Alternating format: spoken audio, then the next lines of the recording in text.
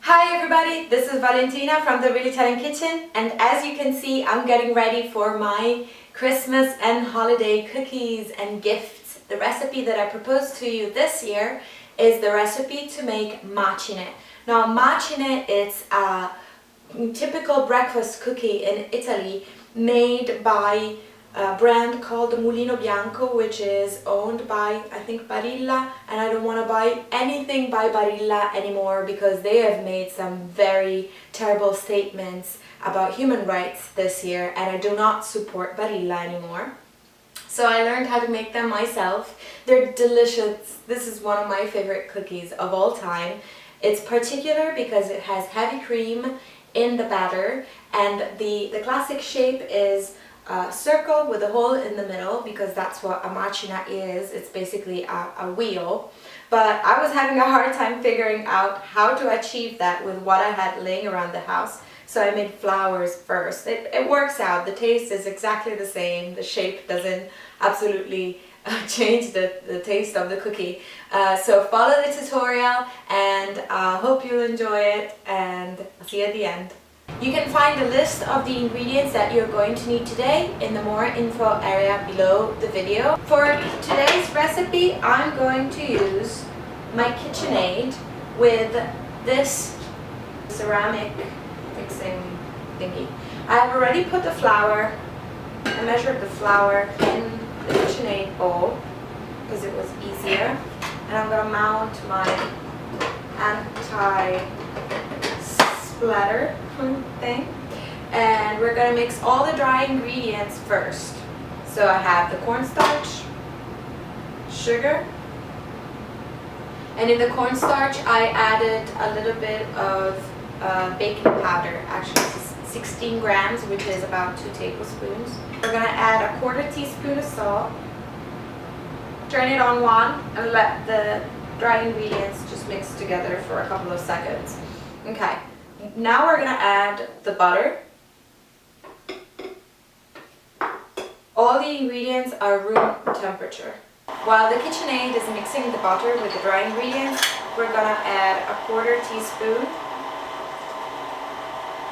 to the heavy cream, and we're going to also drop the egg in.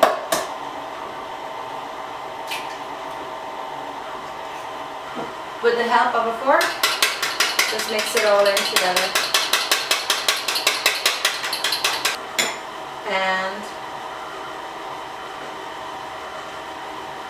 slowly pour it into the KitchenAid. Since my dough was a little floury, I'm going to add another little splash of heavy cream. And now I'm going to work it with my hands, and I'm going to try to make a bowl out of it. Perfect. Here we go. I got 2 bowls out of it, and I'm going to leave it in the bowl, cover it with saran wrap, and put it in the fridge for 30 minutes. Okay, so our dough finally is ready and out of the fridge, ready to work it. Flour generously the baking mat or the surface you're gonna lay it on, and then first flatten it a little bit with your hands. Now we're gonna take a sheet of parchment paper, lay on top of it, and roll it out with a rolling pin, and you don't want it to be too thin. I would say like 1/2 centimeter thickness, or you can take your pinky as measurement and do half of that height.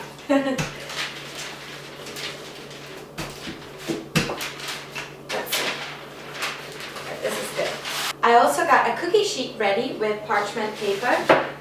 The classic shape of macine is a circle with a hole in the middle, but this is not making big enough holes, and the circle is too big. So let's not do that, and instead we're gonna make little flowers, which I think they're much cuter and more appropriate. And this is what I have in the house too.